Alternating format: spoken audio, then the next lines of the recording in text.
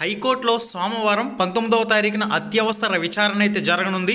సోమవారం 19వ తారీఖున హైకోర్టు ప్రభుత్వానికి మొట్టికాయలేసే అవకాశం ఉంటుంది.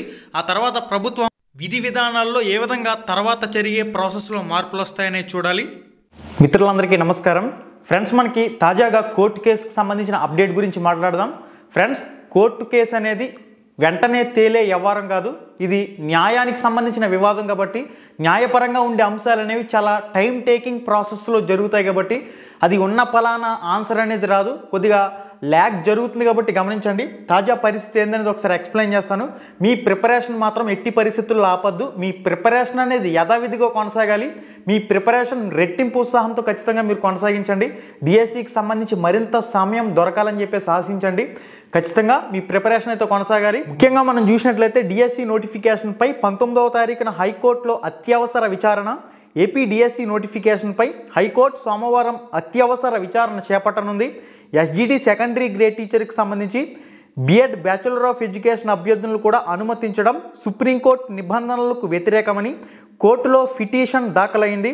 బిఎడ్ అభ్యర్థులను అనుమతించడం వల్ల 10 లక్షల మంది డిఎడ్ అభ్యర్థులు నష్టపోతున్నారని పిటిషనర్ పేర్కొన్నారు. దీనిపై అత్యవసర విచారణ చేపట్టి పిటిషనర్ తరపున లాయర్ అనుమతి కోరగా సోమవారం విచారిస్తామని ధర్మాసనం తెలిపిందంటూ మనకి అప్డేట్ అయితే రావడం జరిగింది. ఇక మనకి డిఎస్సి వాయిదా వేయాలని కోరుతూ ఏపీ హైకోర్టులో మరొక పిటిషన్ అయితే దాఖలైనట్లు సమాచారం. పిటిషన్ వేసిన సతీష్, సాయి, రాజు, సత్యానంద, కృష్ణ అంటూ మనకి సెపరేట్గా దీనికి సంబంధించి న్యూస్ స్క్రోలింగ్ కూడా న్యూస్ టీవీలో మనకి స్క్రోలింగ్లు అయితే రావడం జరిగింది. పిటిషనర్ల తరపున కేసు దాఖలు చేసిన లాయర్ శరత్ చంద్ర అంటూ కూడా మనకి ఒక అప్డేట్ అయితే వచ్చింది. పిటిషన్ వేసిన సతీష్, సాయి, రాజు, సత్యానంద, కృష్ణ అంటూ కూడా మనకి స్క్రోలింగ్లు అయితే వస్తూ ఉన్నాయి. అయితే వీటికి సంబంధించి ఏవైతే అంశాలు ఉన్నాయో అవి నేను ఇక్కడ స్క్రీన్ మీద డిస్ప్లే చేస్తాను. మీరు ఇక్కడ స్క్రీన్ మీద చెక్ చేసుకోవచ్చు.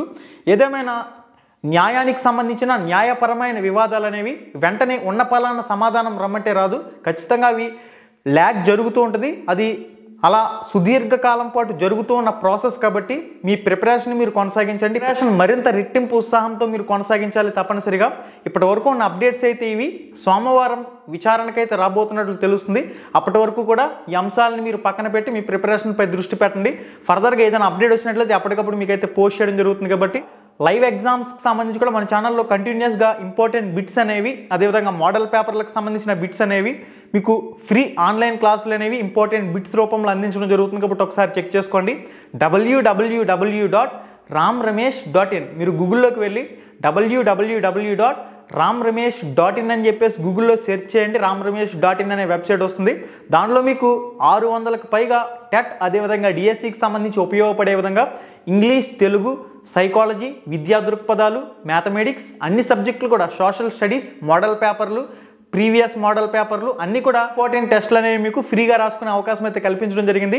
రిజల్ట్ కూడా వెంటనే షో చేస్తుంది. మీరు టెస్ట్ రాసిన తర్వాత టెస్ట్ లాస్ట్లో సబ్మిట్ అనే బటన్ ఉంటుంది. ఎప్పుడైతే మీరు సబ్మిట్ క్లిక్ చేస్తారో వెంటనే మీకు రిజల్ట్ కూడా అక్కడే రావడం జరుగుతుంది. కాబట్టి ప్రతి ఒక్కరూ ramramesh.education.in అనే వెబ్సైట్లో ఫ్రీ టెస్టులు ప్రాక్టీస్ చేయండి.